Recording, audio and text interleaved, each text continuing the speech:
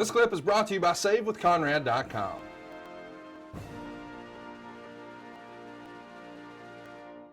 Let's talk about the Olympics, and we're going to do a whole episode on that, of course, because we're right here at the 25-year anniversary. So we don't want to talk all about the Olympics now, but a few months after this, man, you're going to be in the biggest stage of them all and accomplish all of your goals here.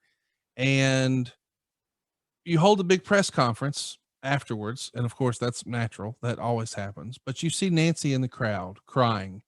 And you say to the crowd, quote, "Nancy, I just want you to know Dave had the greatest impact in the world on me.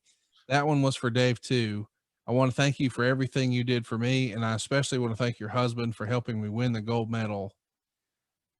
This is the bright spot in the story, that he may be gone, but his legacy lives on through your Olympic victory, right?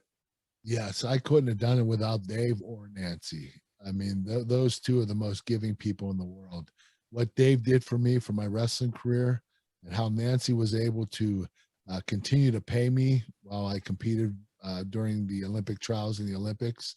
Those two are the most giving people I've ever met, and I'm indebted for the rest of my life to them. Let's bring the focus back to David Schultz for a minute. When he died, David was only 36 years old. He was maybe past his elite prime from the 80s, but he's still trying to make the Olympics one last time. And he was great, so great that he was ranked number 1 in the USA in his weight class in 95. How do you think the Olympics would have shaken out had Dave been a part of them? Well, if Dave would have continued to be number 1 in 1996, as he was in 1995, he made the world team that year.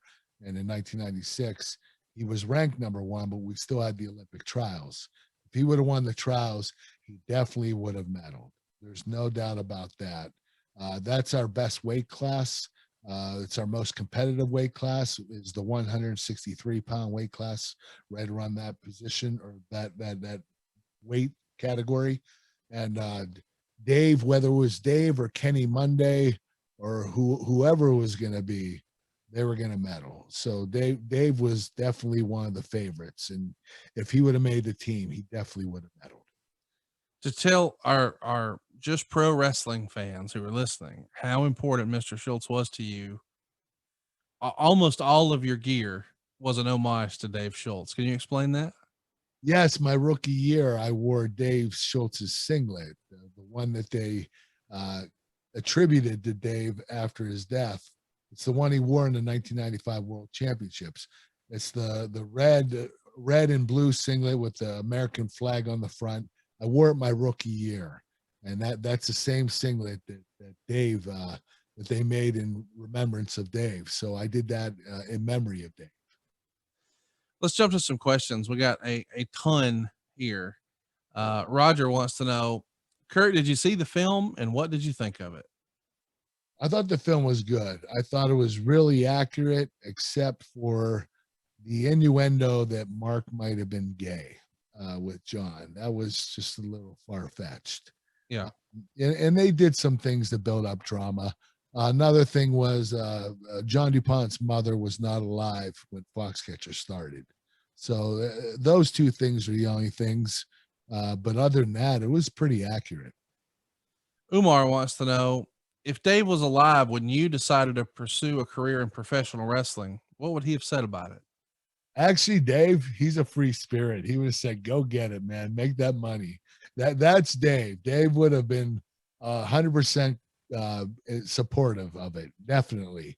That's the kind of guy he is. He's a California boy. You know, he goes with the wind, and you know, he's just I never seen him have an argument with anybody. He's the nicest guy in the world. He would have said, "Go do it."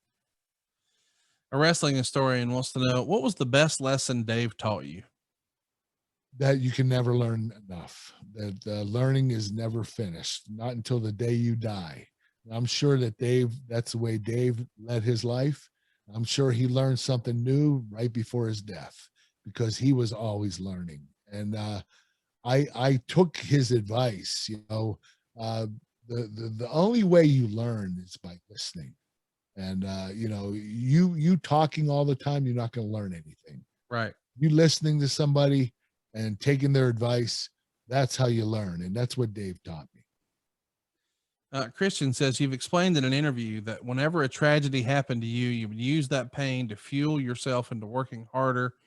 Do you think that every highlight of your career is a result from that, or is it just a coincidence? No, I think it's a result of it. I've always been able to deal with controversy and pain. I think the reason is I try to shut it out, and I try to keep myself busy by doing the task at hand, which for most of my life has been competing and performing. So, it's one of those things where I just have to, stay focused on it and do what I do best. And that's what I do. J.M. Wagner wants to know, any memories of Kenny Monday? He wrestled at Dave's weight and won gold in 88, 4 years after Dave, and silver in 92. Kenny Monday was one of the best wrestlers in the history of American wrestling too. He's up there with Dave, and they were both competing for the same spot. They actually rotated in 1984, 88, 92, back and forth.